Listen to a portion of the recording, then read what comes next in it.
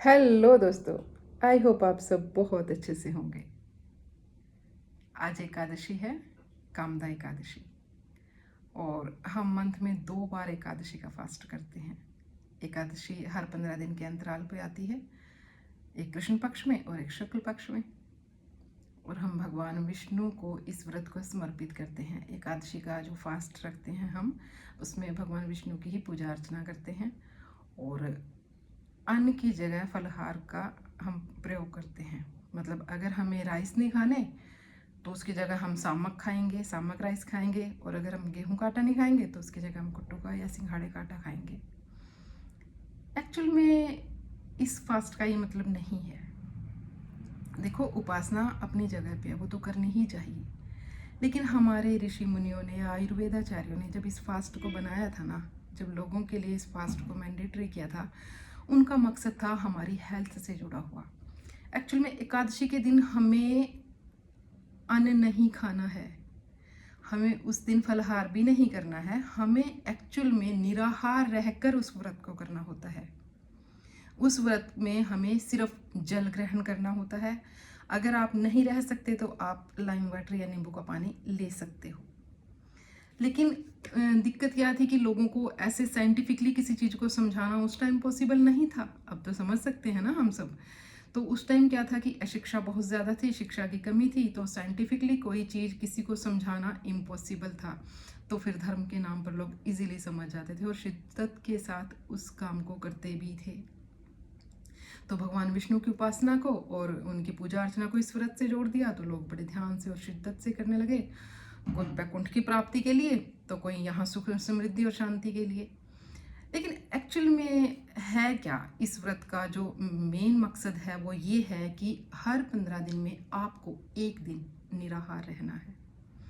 उसका benefit, health benefit ये है कि जिस दिन आप अपने शरीर को बाहर से कोई भी अन्न का कण नहीं देते ना, तो शरीर क्या है कि हमारे शरीर में जो बेड सेल्स ग्रोथ हो जाती है उसी को खाना शुरू कर देता है।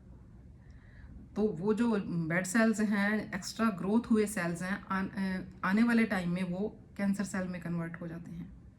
उन्हीं से हमारे शरीर में कैंसर पनपता है। तो एकादशी का जब व्रत करते हैं, निराहार करते हैं सिर्फ जल से, तो हमारी बॉडी उन सेल्स को ऑटोमेटिकली ख़त्म करना और खाना शुरू कर देती है शरीर के अंदर से। क्योंकि उसको बाहर से कुछ नहीं मिल रहा है खाने के लिए, आप नहीं दे रहे हो, तो उसको फंक्शनिंग के लिए कुछ तो चाहिए ना।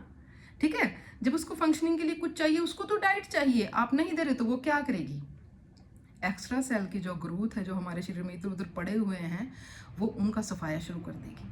तो हमारे शरीर के अंदर से जो क्लीनिंग प्रोसेस है ना, वो 15 दिन में एक बार बहुत ज़रूरी है। और वो एकादशी के नाम पे ही हो सकता है। इसका डबल बेनिफिट हो गया, एक तो भगवान को समर्पित होगी, दूसरा आपकी हेल्थ भी सुधर गई। तो आपको धन धान्य सुख समृद्धि सब कुछ मिल गया ना। क्योंकि बीमार नहीं होगे तो डॉक्टर के पास नहीं जाओगे, तो आपकी लक्ष्मी सेव होगी। तो कितने समझदार थे वो लोग, मतलब हमें कितना इजीली वो इतनी बड़ी बड़ी बातें समझाते थे। आज कैंसर क्यों है सबसे ज़्यादा, क्यों इतने पेशेंट आए हैं कैंसर के? क्योंकि शरीर को ना तो आराम मिलता, ना उसको अंदर की क्लीनिंग का प्रोसेस के लिए टाइम मिलता। आप बस भरते रहते हो, भरते रहते हो, भरते रहते हो, उसको गैप ही नहीं देते। उसको खाने में गैप तो चाहिए ना। तो 15 दिन में एक गैप निराहार बहुत ज़रूरी है। उसमें आपको फलाहार भी नहीं खाना है। एक्चुअल में तो एकादशी का यही मकसद है कि उसमें ये कहते हैं ना, नहीं नहीं एकादशी के दिन राइस नहीं खाने होते, ये निषेध है। अरे राइस नहीं खाने होते, एकादशी के दिन खाना ही नहीं होता कुछ भी। पुराने टाइम में धान भात 2 ही चीज़ें होती थी, तो उन्हीं चीज़ों को उन्होंने अवॉइड कर दिया। तो आपने उसका अल्टरनेट ढूंढ लिया। अब आप सामक का आटा खाओगे, कुट्टू का आटा खाओगे, सिंघाड़े का आटा खाओगे, फलाहार के नाम पे बहुत कुछ खा जाओगे। ये कुछ नहीं हुआ, शरीर को तो फिर भी कुछ ना कुछ मिल ही रहा है ना। आप थोड़ा हैवी नहीं तो लाइट फूड दे रहे हो, फलाहार थोड़ा लाइट होता है। तो एक्चुअल में जो एकादशी का मेन पर्पस है वो है निराहार रह के अंदर से शरीर के क्लीनिंग प्रोसेस में उसको सपोर्ट करना। आप जल बहुत ज़रूरी है हमें शरीर के लिए, जल भेजिए अंदर। नहीं रह सकते तो थोड़ा नींबू पानी भेज दीजिए, बस इससे ज़्यादा कुछ नहीं। अगर रखना चाहते हैं, मैं तो कहती हूँ हर एज ग्रुप को एकादशी का फास्ट रखना चाहिए, लेकिन प्रोसेस यही होना चाहिए।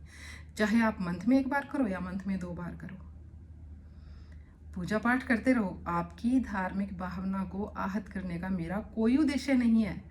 आप पूजा पाठ कीजिए, भगवान का नाम लीजिए, क्योंकि इससे पूजा पाठ करने से, धार्मिक होने से आपके अंदर पॉजिटिविटी आती है, आपको अपनी समस्याओं का समाधान मिलता है। आपको ये लगता है कि कोई है हमारे ऊपर जो हम हमारी देखभाल कर रहा है, हमारी सुन रहा है, हमारी समस्याओं का समाधान करेगा।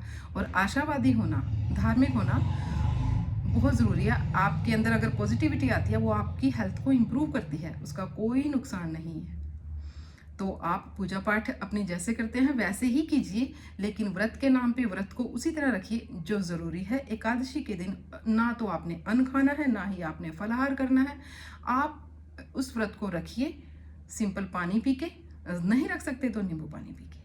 मेरा कहने का सिर्फ इतना ही मकसद है कि एकादशी के व्रत का जो असली मतलब है, उसी हिसाब से एकादशी रखनी चाहिए। छोटे बच्चे एकादशी नहीं रख सकते, वैसे हर एज ग्रुप के लिए ये ज़रूरी होना चाहिए एकादशी का फास्ट। ये बिल्कुल साइंटिफिक है, हमारी हेल्थ के लिए बहुत ज़रूरी है।